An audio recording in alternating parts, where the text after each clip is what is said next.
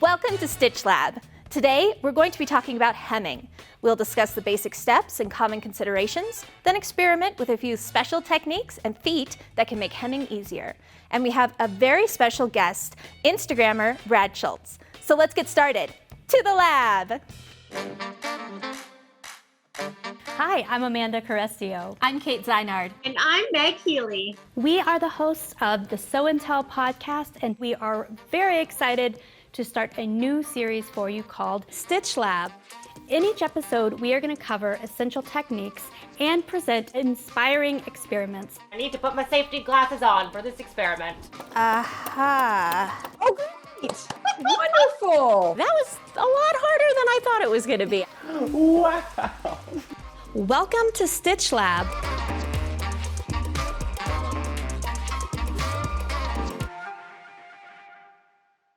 All right, guys, we're here to talk hems, and I'm actually strangely excited because there are actually a lot of options here. And we have an awesome guest today, Brad Schultz, who does work on Instagram and is also a teacher. Welcome, Brad. Hey, Brad. Thanks for having me. I'm so excited to be here. We're so excited to have you. Tell us a little bit about yourself. All right, so my name is Brad Schultz. I've been sewing for about 14 years, although I kind of grew up doing it on and off with my grandma. But I picked it back up about 14 years ago and fell in love and dove in and can't get enough. So I sew a lot of my own clothes. I post a lot about them on Instagram. Mm-hmm. Right. So yeah, if you ever want to see what I'm making, that's where you can find it. Awesome. And it is some awesome making. Yeah, very inspiring. Thank you. All right, let's dive in and talk about hems. I feel like everybody has a favorite hem. So, Amanda, what is your favorite hem? You know, I don't get too crazy with my hems, and I have a favorite for each type of fabric that I work with. When I'm doing a woven, I usually do just a serged edge and then turn it up. And then sometimes I'll do a double turn hem, usually about an inch deep. Again, depending on, if I'm making pants, then I have to turn it up like 4 inches because I'm so short. Right. But usually on tops, I kind of stick to that 1 inch. And then for working with knits, I tend to go pretty easy and just do kind of like a zigzag stitch. So yeah, that's pretty much what I stick with. How about you, Brad? Yeah, so I guess I'm about the same. It really depends on the project I'm working on. Yeah. But I make a lot of shirts, so a lot of my shirt making, I do like a double fold hem. With knits, though, I'm in love with my twin needle. Oh, good. That's like I do every time. And I have a couple of tricks as far as hems go and the way I do it, but definitely I think a double fold, just straight stitch hem on wovens and twin needle on knits.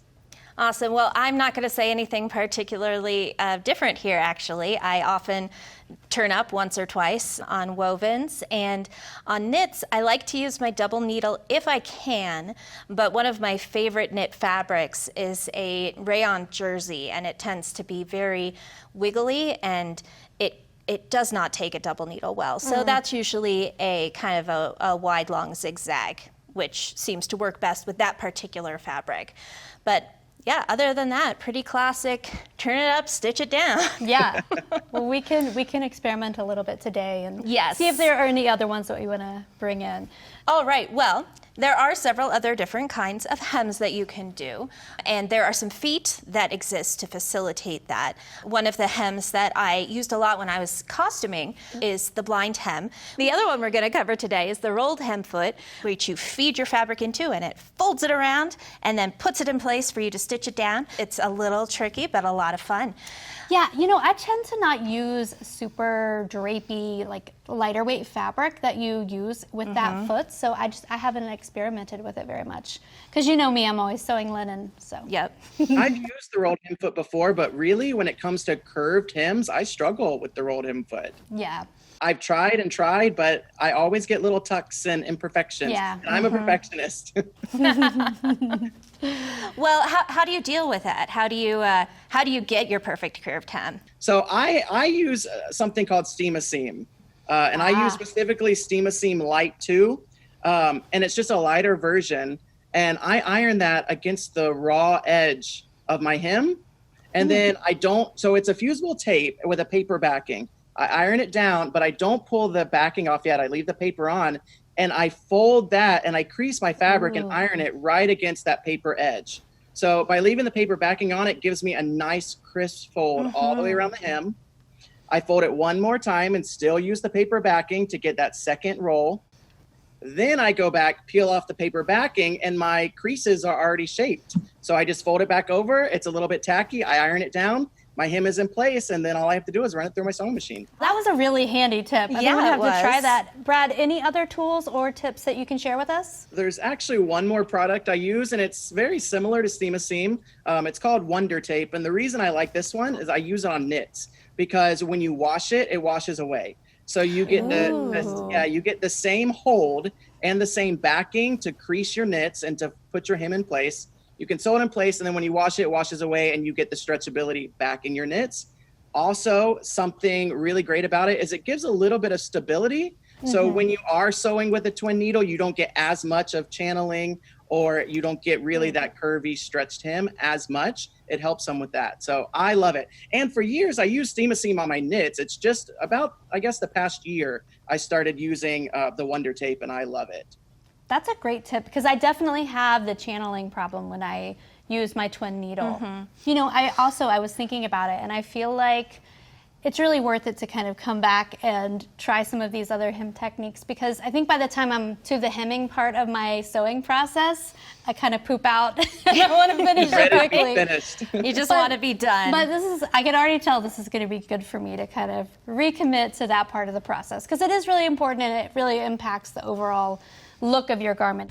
Well, I'm kind of raring to go. Shall we kick off our experiments? Yeah, let's head over to the lab. We'll try out the blind hem foot. We'll try out the rolled hem foot, the curved hem. I think we're going to do some stuff with denim. We've got a whole bunch of stuff on the list for the lab. So let's get started. All right, we're here in the lab. Yes, we are. And we're ready to sew some hems. So we're gonna start with the curved hem. Now I don't have any Steam a Seam, so we're gonna have to do this the old-fashioned way. And Brad, you're gonna have to help me through it. All right. I cut a little piece of fabric here. Obviously nothing actual, it's just a sample.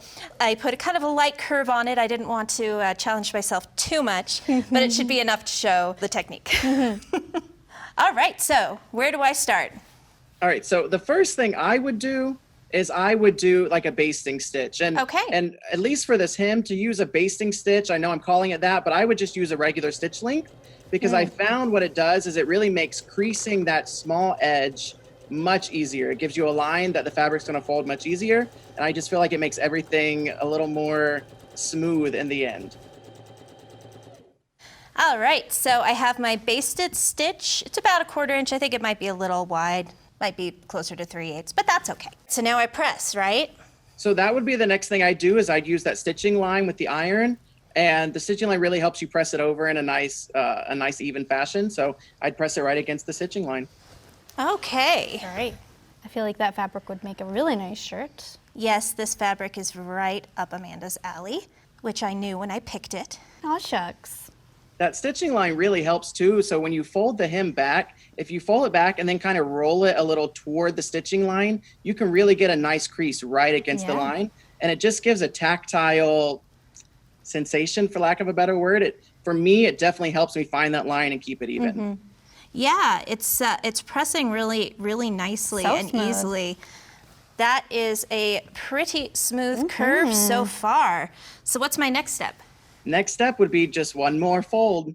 Just fold it in. Now, this is really kind of the trickiest part because you have the longer edge at the bottom that you're folding up that needs to fit into a shorter area. And this is really where you kind of have to show it some love, right? You need to fit all of that extra in. And the more of a curve you have, the harder that's going to be and the more love it's going to need. Right. But because you have the one fold, you should be able to fold it over and just kind of roll it down into place until you feel it kind of sit where it feels like it belongs. I mean, once you get your hands on it, you kind of just feel it as you go. Yeah, it's actually turning really nicely, right where that raw edge is. My guess is that certain types of fabric do this more easily than others. Absolutely. All right, now this is where, as I'm kind of getting into the second building. curve here, I'm starting to feel it's starting to fight me a little bit. So when that happens to me, what I try to do is just step back and make sure that when I'm rolling it up, I'm rolling it straight over. So it's completely Straight over. perpendicular to the hem. And then once you do that, you can go back and kind of ease all the little bits into place with pins, hold it into pins, or however you want to hold it into place. But sometimes if you're just running the iron down and you're ironing instead of just pressing up and down, it's going to push that hem along and you end up with a bump at the end, that extra fabric at the end. Yeah, I think that might have been what I was doing. Yeah. Steam also goes a long way in helping too. So if you can kind of balance it out a little bit and then press it with a little steam, depending on what your fabric in, that will help a lot. Ooh. Not your fingers, just the fabric. Good thing we have our lab coats on. Yes. Oh yeah, that's helping too. So much. Well, sometimes that helps too, pressing from the front, because your brain isn't thinking so much about all the extra fabric you have to ease in. When you lay it flat on the ironing board, it will automatically find its place. And when you press from the front, it'll just kind of meld it all together. It does now, it you for do have to a be little careful bit. on the fabric you're using because you don't want it to show through either. So sometimes you can get the show through. So really test, test, test. Yeah, this one's pretty sturdy. I think it's okay. All right. So I'm going to pop this in here and we're going to see how this comes out. So here's the big debate in my head always is, do I sew it from the top side or do I sew from the underside where I can actually see the hem allowance that I'm sewing? And it really would just depend. A lot of times I try to sew exactly like you are from the side that's the right side, just so I get an even stitching along. And I use the edge of my presser foot or maybe a little mark on my presser foot to really try to keep it as straight as possible so I know that it's actually catching that hem underneath. Because there is nothing worse than sewing a whole entire hem and pulling it out and realize that you've missed an inch or two. Yes. Oh yeah, I'm with you. It's kind of nice to not be able to see if there are any puckers, as long as it looks good from the outside. Yeah. I feel like if I was showing the wrong side, I might be too focused on that. All right.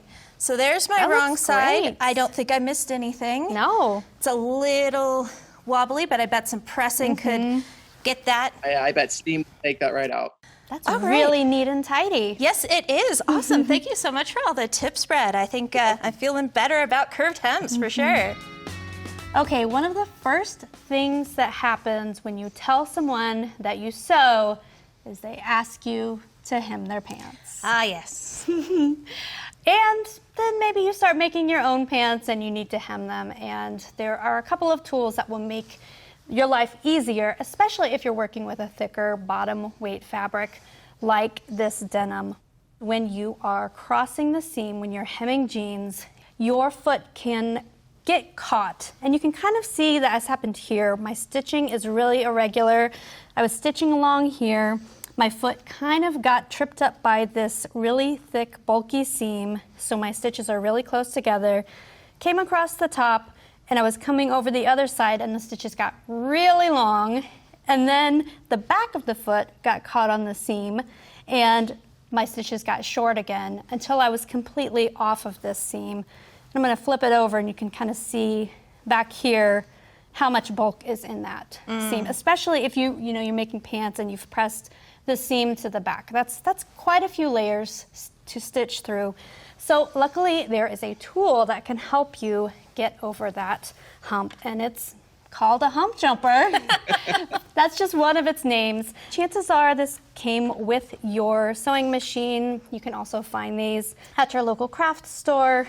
I think a lot of people probably have it and have never really used it. Or even know what it is. Or even know what it is, but it really does help out when you are sewing. You're just lifting up that foot a little bit so it's not having to go up and down. Right, leveling the presser foot out. I also use this like when I'm doing the front of a shirt collar and I'm sewing around the collar stand. At some points you have fabric in the front of the presser foot, but then nothing behind the presser foot.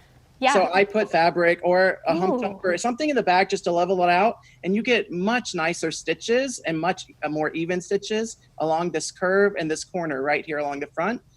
Even like turning the corner of a collar, when you turn the corner behind the presser foot, you're not going to have any fabric there. So it makes that much nicer too. That's a great tip, because definitely on that collar stand in particular, you've got so many layers. Right. And what happens is the sewing machine kind of gets stuck and it gets caught up, and you end up with a knot of thread right in the corner of your collar. Every time. Well, let's try this out. We'll see if it actually makes life easier. All right. All right. I'm gonna put the needle down. I'll lift up here. I see. I'm gonna stop right at the top of that seam, lift up my presser foot, swing this around. Does it have two different widths for different Actually, thicknesses of fabric? it does look like it does. That's so handy. I think this one will work for me. Oh, yeah. Okay. I keep stitching. And we'll see how I did. Oh, yeah. Yeah, I can see a little bit of lengthened stitch here, but much better than my first sample. Yeah, let's compare 'em. Definitely much smoother. Yay, hump jumper. Yeah. All right, let's try out some fancy feet next. All right. So we got our specialty feet here and ready to go. So I'm going to be playing with the rolled hem foot. As you can see, if you look at it, it's got a little curly Q in here, and that's what guides the fabric around in a little loop and puts it into position to be rolled under. So when I go to actually put it in the machine, I'll be feeding my fabric in like this, and the foot will pull it all through and make it all happen. I hope, in theory. So yeah, that's what I'm going to be working on. Okay. What are you doing, Amanda? I have the blind hem foot here, and when I get started stitching, I'm actually going to turn the dial to the blind hem stitch setting on the machine. It's a really common stitch. It's available on a lot of machines. It kind of looks like an uneven zigzag. The longer zigzag portion is going to catch your hem and actually do the hemming step. So it'll either be a line of straight stitches with a zigzag that goes like this, or if you're doing it on a knit, it'll be little tiny zigzags like this, and then one And that then goes one big one. one big Yep. one that goes like that, and that's how you kind of tell what that stitch is. One thing that I did find out is that I think it's a lot easier if you're just doing a straight hem rather than a curved hem with the blind hem foot and the blind hem technique. But you know, you could experiment. I'm not opposed to breaking the rules if you find something that works for you. So essentially, I've got some woven fabric here that I'm going to be experimenting with, and I've turned up the hem about 1.25 inches, and then I've folded the fabric to the wrong side here, just exposing this edge here, and that's where I'm going to be creating my hem. And here I've just finished this edge with a little bit of serging, but you can also actually turn this edge under if you want to have everything tucked in nice and neat before you fold this back. So I'm just going to bring the foot in and kind of run it along this edge. This is adjustable too. You want to just make it so that that longer zigzag portion is grabbing just a little bit of this fabric edge here, and that way you won't have as much stitch showing on the right side. So that's how you set it up, and theoretically it's going to work out beautifully. Oh yeah, that is tidy.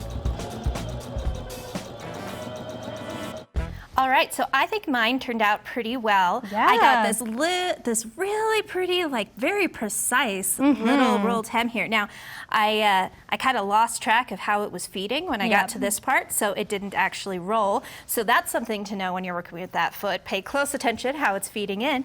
But other than that, I mean, that's a beautiful little rolled really hem. is. Definitely for light fabrics, I'm going to use that foot. Yeah. All right, and let's see how the blind hem foot did. I've got it stitched here, and as you can see, every once in a while I've got this bigger zigzag here coming over to grab my main fabric. Let's see how much actually shows on the front. Ooh. Now, if you were doing this, you would obviously be using a matching thread. And, you know, if you were working on a print, those stitches would really be quite hidden. So yeah, absolutely. Yeah. And of course, you'd press this down, so it's nice and flat. And then, yeah, these little stitches, they're not going to show if they were in the same color as the fabric. And the more you adjust the presser foot, I mean, you have the presser foot that adjusts. Some machines, you can actually adjust how wide your zigzag is, or the zigzag part of that stitch. You want to get it as small as you can where it just catches a thread. And you'll see less and less on the outside the more practice you get with it. Absolutely. And I will say that I've done this stitch without the presser foot, but the presser foot makes it so much easier to kind of keep that even amount. It makes a getting huge caught. difference. Yeah. Yeah, I think this was a pretty successful lab day, don't you? I think so. Thank you so much, Brad, for joining us and for sharing all of your tips and tricks. It was really lovely having you in the lab. It Yeah, really was. thanks for having me. I had such a good time. You know, Amanda, hems are not really like the jazziest things that you could possibly do, but I thought this episode was really interesting. I thought so too. I learned a lot, and wasn't Brad great? Brad was amazing. So many great tips and techniques that I cannot wait to try. So we learned how to use some cool tools like the steam-a-seam. We saw the hump jumper in action. Yep. That was cool. We worked on a curved hem and made it look pretty darn good, if I do say so myself. Absolutely. And we played with some new feet. That was a lot. Yeah, absolutely. I can't wait to get back to my studio and play around a little bit more with the blind hem foot. Yes, well, and I want to pull out some thin, very fine fabrics I have and see if I can finish them real easy with that rolled hem foot for sure. Absolutely, absolutely. Well, another great episode of Stitch Lab, and be sure to join us next time.